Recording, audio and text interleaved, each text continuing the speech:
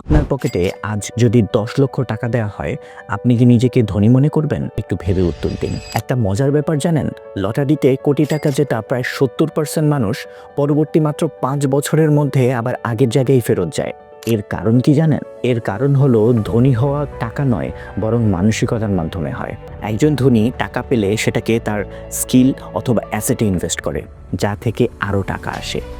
অপরদিকে একজন গরিব মানসিকতার মানুষ হাতে টাকা পেলেই হয়তো আইফোন কিনবে, অথবা দামি কাপড় কিনবে, অথবা ট্রিপে যাবে, যা তার হাতে থাকা টাকা শেষ করে দেয়। এটাই পার্থক্য।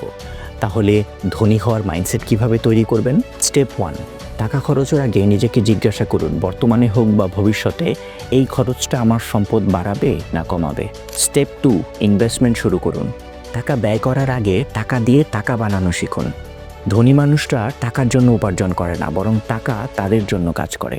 স্টেপ 3, আপনার লাইফস্টাইল নয়, বরং আপনার ইনকাম বাড়ানোর চেষ্টা করুন। লাইফস্টাইল দেখানোর আগে নিজের আর্নিং ক্যাপাসিটি বাড়ান।